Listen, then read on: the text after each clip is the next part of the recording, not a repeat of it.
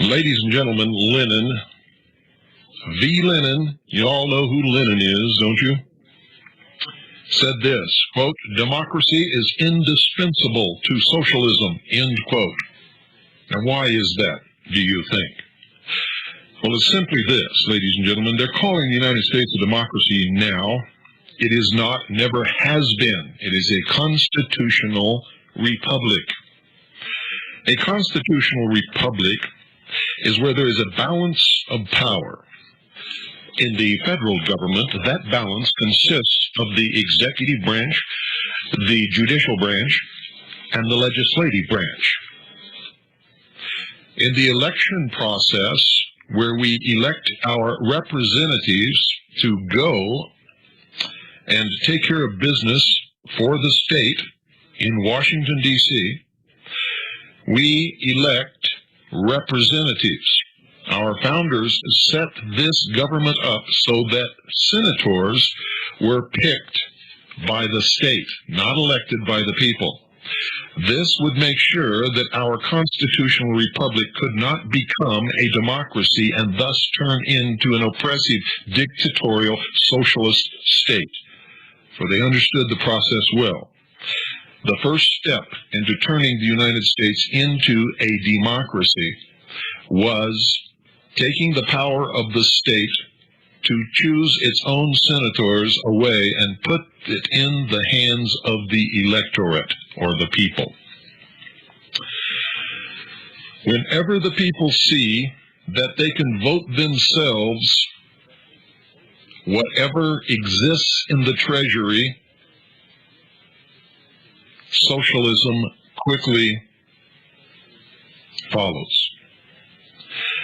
For when the people find out that they can vote themselves whatever they want, and that's what's happening in the country today, people are voting themselves whatever they want, Congress is voting themselves whatever they want, everybody is moving this country more and more into socialism.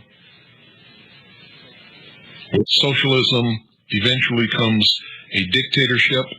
With a dictatorship always comes fascism in its various forms, or total and absolute control and ownership by the state of everybody and everything, and that is known as communism.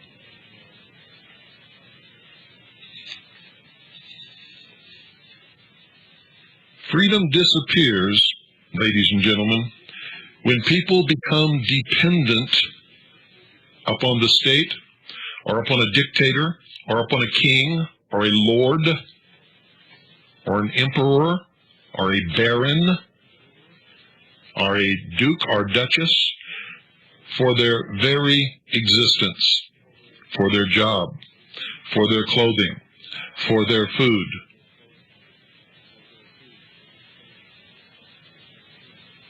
When this happens, people, without even realizing it, have become enslaved.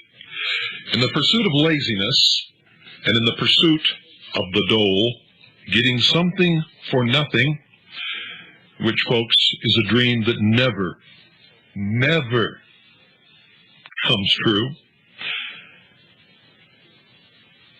There is no such thing as something for nothing. When you accept a benefit from a benefactor, you give away some of your rights, for the benefactor has a right to dictate the manner in which you use the benefit. When you become a child to a father or a mother, the father and the mother have the right to dictate what time the child gets up, what the child has to eat, what kind of work the child does, if the child goes to school or if the child does not, what time the child has to be in bed, whether the child can go out, whether the child can drive a car, whether the child can have a bicycle, whether the child gets any gifts at Christmas time or any other time of the year for that matter. And when people become dependent upon the state, they become the child, and the state becomes the father. And you had better understand that. That is why Lenin understood, and our founding fathers understood, that democracy is indispensable to socialism. Did you ever wonder why the United Nations military is called peacekeepers? Because Karl Marx said this. Karl Marx wrote the Communist Manifesto.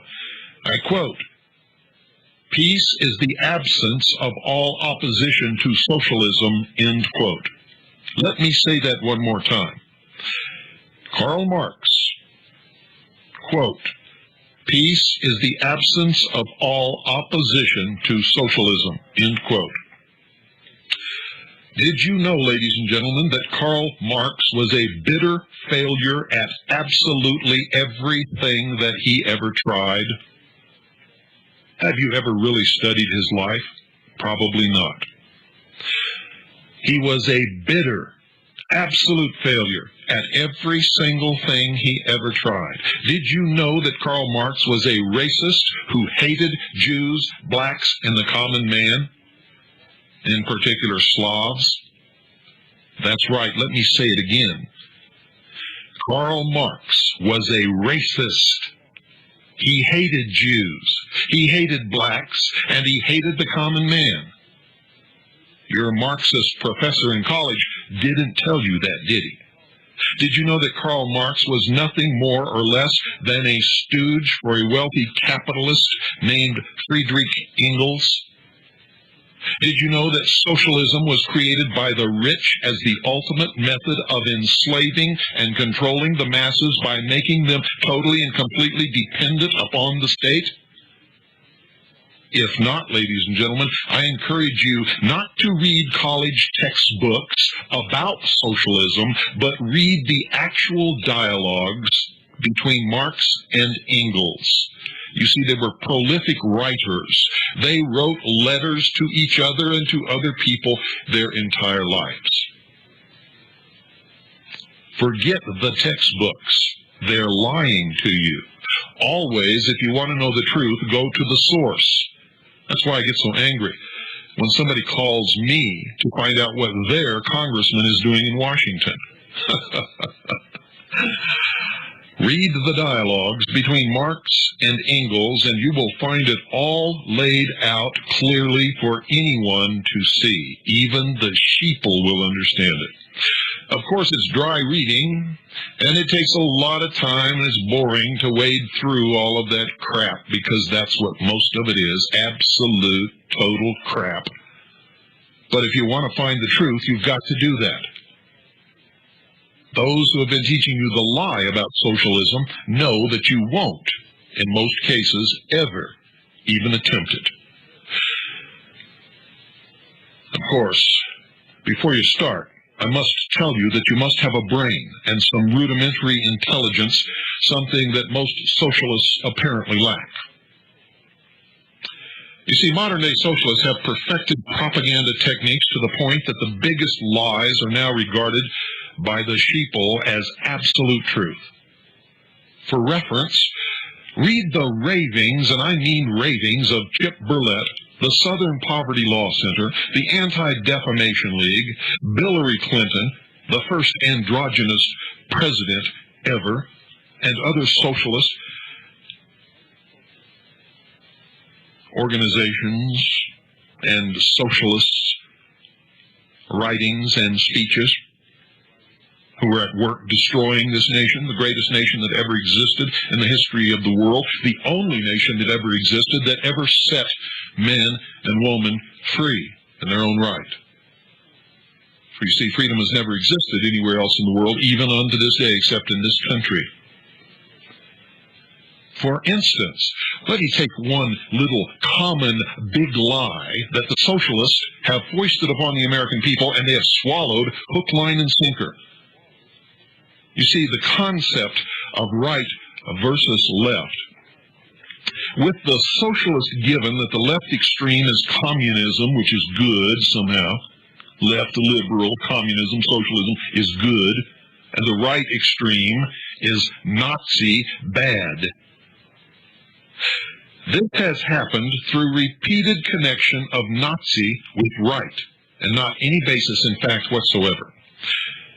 It is a deception of the greatest magnitude, for Nazi is not right, never was right, and can never be right, pun absolutely intended. You see, ladies and gentlemen, any scale must measure two extremes, or it's not a scale. In effect, heavy versus light, white versus black, light versus darkness, fat versus thin, and etc. You see, the concept that a scale measuring left versus right has at its two extremes elements of total control and oppression is absolutely ludicrous, and is one of the biggest lies that has ever been foisted upon this world. The truth, ladies and gentlemen, the truth is that the scale measures at the extreme left the total control and ownership of everything and everyone by the state. This is called communism. Versus, at the right extreme, the absence of any control of anything or anyone by anybody, which is called anarchy. Between these two extremes are all the other forms of government and or control or absence of control. Somewhere near the middle is our constitutional republic. Didn't you ever wonder, ladies and gentlemen, how the socialist big lie made anarchists absolutely disappear from the equation? On the left was total control of communism. On the right was the total control of fascism under Nazis.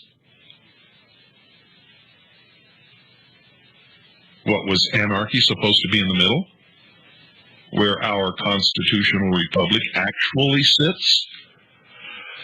Didn't you ever wonder about that? Or do you ever wonder about anything anymore? Have you been so conditioned, so brainwashed, that you just accept whatever comes across the big eye, the propaganda machine of Big Brother in your living room?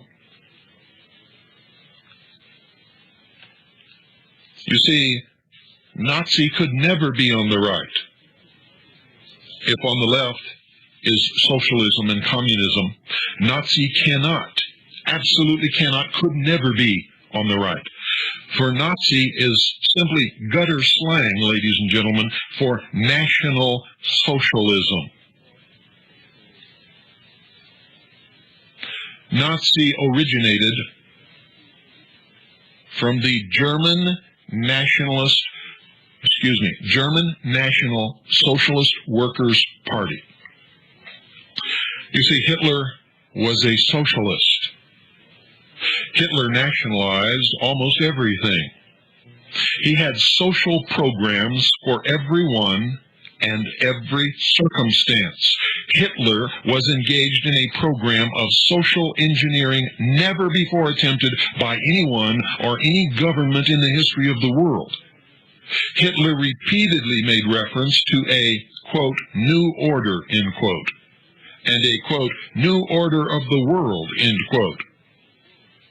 You see, folks, the so-called New Age movement is nothing new. It actually originated in Nazi Germany, and most of what is extant now as New Age was, in fact, in vogue then.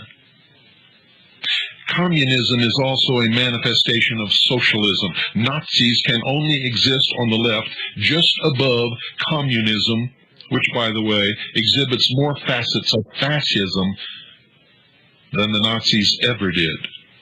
Murdered more people than the Nazis ever did. But that does not excuse what the Nazis did, don't get me wrong. What I'm trying to do is show you the truth and expose the big lie under which you have been living for so many years.